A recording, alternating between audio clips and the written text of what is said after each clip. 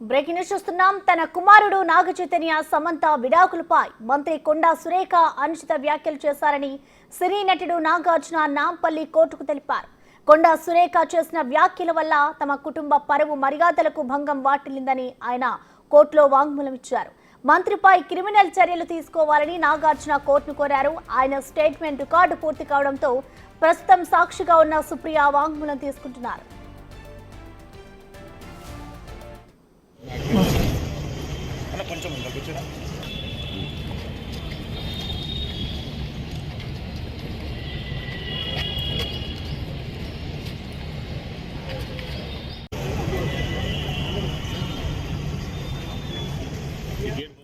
తన కుమారుడు నాగ చైతన్య సమంత విడాకులపై మంత్రి కొండా సురేఖ అనుచిత వ్యాఖ్యలు చేశారని సినీ నటుడు నాగార్జున నాంపల్లి కోర్టుకు తెలిపారు. కొండా సురేఖ చేసిన వ్యాఖ్యల వల్ల తమ కుటుంబ పరువు మర్యాదలకు భంగం వాటిల్లిందని ఆయన కోర్టులో వాంగ్మూలం ఇచ్చారు. ఇక మంత్రిపై క్రిమినల్ చర్యలు తీసుకోవాలి అంటూ కూడా నాగార్జున చెప్పినట్లుగా తెలుస్తోంది. ఇక దీనికి సంబంధించిన కంప్లీట్ డీటెయిల్స్ ని మా ప్రతినిధి రానా అందిస్తారు. రానా, చెప్పండి. ప్రస్తుతం అయితే నాంపల్లి కోర్టులో నాగార్జున వాంగ్మూలం అయితే పూర్తయినట్లుగా తెలుస్తోంది.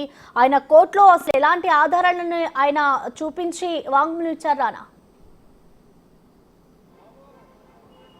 దాదాపు 25 నిమిషాల పాటు నాగార్జున తన స్టేట్మెంట్ని జడ్జి ముందు ఇచ్చినటువంటి నేపథ్యం దాంట్లో ఏదైతే తను పిటిషన్ కాపీ ప్రస్తావించే అంశాలే స్టేట్మెంట్ రూపంలో కూడా ఆయన ప్రస్తావించారు. ఎందుకంటే తన కుటుంబం సభ్యు వారు బిజినెస్ రూపంలో కానీ ఒక్కొక్కరికి వారు సినిమాలు ఎన్ని చేశారు, వాళ్ళ స్టేచర్ ఏంటి, దాంతోపాటు నాగ చైతన్య సమంతల ఈ యొక్క వివాహ బంధం విడిపోవడానికి కారణాలు వారి పర్సనల్కి సంబంధించిన విషయము. పైగా వాళ్ళిద్దరు కూడా మ్యూచువల్గానే విడిపోయారు. దాన్ని వక్రీకరించే విధంగా మరొక వ్యక్తిని కేటీఆర్ని ఉద్దేశిస్తూ కేటీఆర్ వల్లనే వీళ్ళిద్దరూ విడిపోయారంటూ కూడా మంత్రి హోదాలో ఉన్నటువంటి సురేఖ ఈ రకమైన వ్యాఖ్యలు చేశారు. దానివల్ల కూడా మా కుటుంబం అంతా మానసిక క్షోభకు గురైంది. దాదాపు దేశవ్యాప్తంగా కూడా దీనిపైన చర్చ జరిగింది. దానితో పాటు కొన్ని మాధ్యమాలలో ఇట్లా పేపర్లలో కూడా పెద్ద ఎత్తున కూడా దీనిపైన ఎక్కువగా విరివిగా చర్చకి రావడం వల్ల ఇదే ప్రజలు కూడా దీన్ని వాస్తవం అనుకునే విధంగా కూడా ఉంది. ఖచ్చితంగా కూడా BNS 356 కింద మంత్రి సురేఖ మీద క్రిమినల్ కేసులు నమోదులు చేయాలని కూడా చట్టపరంగా కూడా ఆమెని శిక్షించాలంటూ కూడా ఇవాళ నాగార్జున తన స్టేట్మెంట్లో చెప్పినటువంటి అంశాలు. అయితే ఆయన దాంతోపాటు సినిమాకు సంబంధించిన విషయంలో కానీ కేటీఆర్కి సంబంధించిన విషయంలో ఈ యొక్క వ్యాఖ్యలు చేసినటువంటి నేపథ్యంగా పడుతుంది. కేటీఆర్కి వీళ్ళిద్దరు విడిపోవడానికి ఎటువంటి సంబంధం లేదనేది కూడా ఆయన చెప్తున్నటువంటి పరిస్థితి కాబట్టి, కానీ మా సినీ రంగంలో ఉన్న వారి మీద రాజకీయాలు చేయడం కరెక్ట్ కాదంటూ కూడా ఆయన కామెంట్ చేశారు. దాంతోపాటు దీంట్లో ఇప్పుడు సుప్రియాకి సంబంధించినటువంటి స్టేట్మెంట్ దాదాపు 5 నిమిషాలు అయింది. 5 నిమిషాల నుంచి కూడా ఆమె చెప్తుంది. అలాగే దాంతోపాటు దేశవ్యాప్తంగా మా కుటుంబం పైన తీవ్ర ప్రభావం పడింది. ఇట్లా సోషల్ మీడియా వేగంగా ముఖ్యంగా Xలో కానీ ఫేస్బుక్లో కానీ యూట్యూబ్లో కానీ పెద్ద ఎత్తున కూడా మా కుటుంబం పైన ఈ యొక్క వ్యాఖ్యలు చేయడం వల్ల అది పెద్ద ఎత్తున కూడా చర్చ జరిగింది. అవి ట్రోలింగ్ అయిపోయినాయి కాబట్టి దీనివల్ల కూడా మేము చాలా ఇబ్బందులు పడ్డామనేసి కూడా ఆయన చెప్పినటువంటి వర్షను. సో మొత్తం ఈ వ్యాఖ్యలంతా జడ్జి విన్నది. దాంతోపాటు కన్వెన్షన్ విషయంలో కూడా సమంతను కేటీఆర్ దగ్గరికి పంపించమంటే సమంత ఒప్పుకోలేదంటూ కూడా నాగార్జున దాంట్లో చెప్పడం జరిగింది. అందుకే విడాకులు తీసుకుంది. దాంతోపాటు మంత్రి మాట్లాడారు, మా కుటుంబం మొత్తం ఈ వ్యాఖ్యల వల్ల షాక్ గురయ్యాం. మరి ఇలా మంత్రి ఒక కుటుంబంపై ఎందుకు ఇలా మాట్లాడదు మాకు అర్థం కాలేదు. మా కుటుంబం చాలా తీవ్ర మనోవేదనకు అప్పుడు గురైంది. దాంతోపాటు మంత్రి చేసిన వ్యాఖ్యలతో నేను కూడా ఒక్కసారిగా కూడా షాక్ తిన్నాను. ఏంటి ఈ రకమైనటువంటి వ్యాఖ్యలు మంత్రి చేసింది అనేది కూడా ఆయన చెప్పాడు. దాంతోపాటు ఇదే అంశము ఇదే వ్యాఖ్యలు నేషనల్ మీడియాలో సైతం ఒక వార్తగా కూడా విన్నాను నేను. మరుసటి రోజు కూడా పెద్ద ఎత్తున కూడా పేపర్లో వచ్చాయి. దీనివల్ల మా కుటుంబం కూడా చెప్పుకోవాలనుకుంటే తీవ్ర మనోవేదనకు గురైందంటూ కూడా ఆయన జడ్జి ముందు చెప్పాడు. ఇదే విషయం నాగార్జున ఏదైతే విషయం చెప్పాడో సుప్రియ కూడా తన స్టేట్మెంట్ కూడా ఇచ్చినటువంటి నేపథ్యం కనపడుతుంది. సో నాగ చైతన్య సమంత విడాకులు కేటీఆర్ వల్ల జరిగిందని కూడా ఆమె మాట్లాడడం వల్ల కూడా మేము ఇబ్బంది పడ్డాము అనేసి కూడా సుప్రియ కూడా తన రికార్డు స్టేట్మెంట్ చేసేటప్పుడు ఈ రకమైనటువంటి వ్యాఖ్యలే చేసినటువంటి నేపథ్యం అయితే కనపడుతుంది. ఎందుకంటే మనం ముందుగానే చూస్తాం ఏదైతే దాదాపు ఆల్మోస్ట్ అన్ని అంశాలు కూడా తను పిటిషన్లో వచ్చినటువంటి అంశాలు మాత్రమే ప్రస్తావించారు. ప్రస్తుతం వీరి ఇరువురి స్టేట్మెంట్ ముగిసినట్టుగా మనకు సమాచారం అవుతుంది. నాగార్జున సంబంధించినటువంటి కార్ను కూడా రెడీ చేశారు. నాగ చైతన్య సంబంధించినటువంటి కార్ను కూడా రెడీ చేశారు. మన విజువల్లో చాలా స్పష్టంగా కూడా చూస్తున్నాం. మరొక 5-10 నిమిషాల్లో వాళ్ళందరూ కూడా బయటకు వచ్చే అవకాశం కనపడుతుంది. దానితో పాటు సుప్రియ కూడా చాలా క్లియర్గా తన కుటుంబంకి జరిగినటువంటి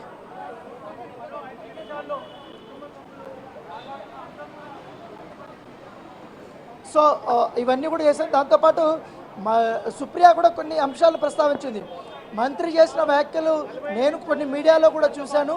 మంత్రి చేసిన వ్యాఖ్యలతో నేను కూడా ఒక్కసారిగా కూడా షాక్ అయి గురయ్యాను. నేషనల్ మీడియాలో సైతం ఈ వార్త వచ్చిందని కూడా ఆమె కూడా చెప్పినటువంటి సిచ్యువేషను. సో దీన్ని పూర్తిగా ఈ మంత్రి ఈ రకంగా కూడా వ్యాఖ్యలు చేస్తుండకూడదు.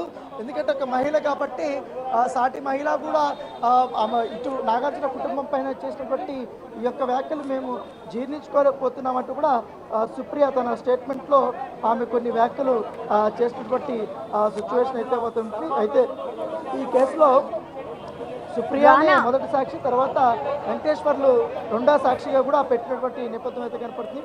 రానా చెప్పండి ప్రసన్న.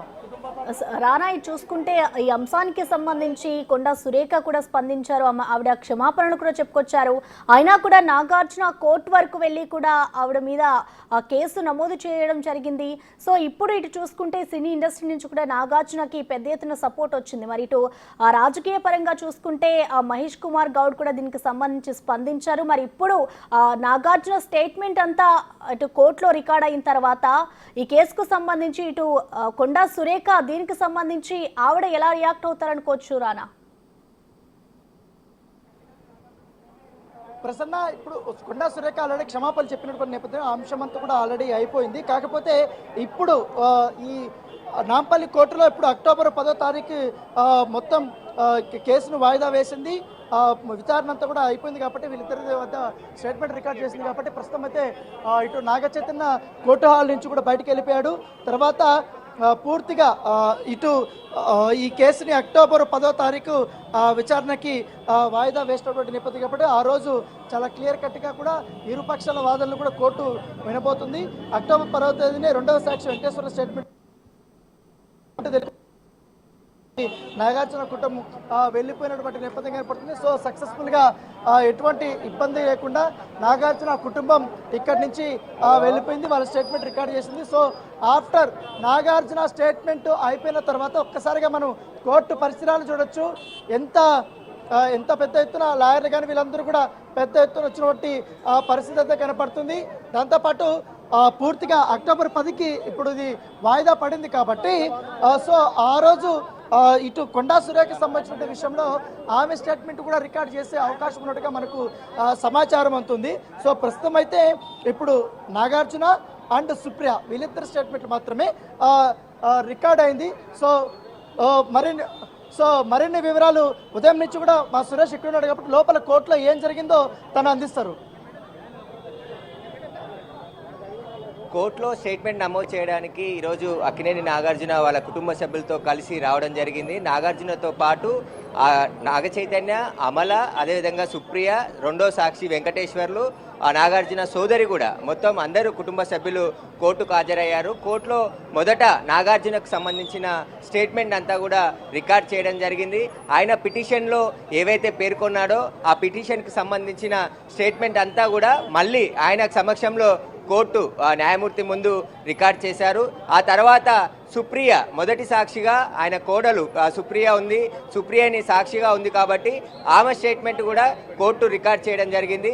సుప్రియ చాలా ఆ న్యూస్ చూసిన తర్వాత తాను షాక్కు గురయ్యానని చెప్పేసి కూడా ఆమె చెప్పడం జరిగింది. మొదట తన కుటుంబ సభ్యులకు బంధువుల నుంచి ఫోన్ ద్వారా ఇలా మంత్రి కొండా సురేఖ వ్యాఖ్యలు చేసిందని చెప్పేసి ఫోన్ కాల్స్ వచ్చాయి. ఆ ఫోన్ కాల్స్ తర్వాత మీడియాలో వచ్చినటువంటి ఆ వాక్యాలన్నిటిని కూడా మేము చూసి ఆ తర్వాత నాగార్జునకు చెప్పాను ఫోన్లో. ఆ తర్వాత నాగార్జున ఆ సమయంలో విశాఖపట్నంలో ఉన్నాడు.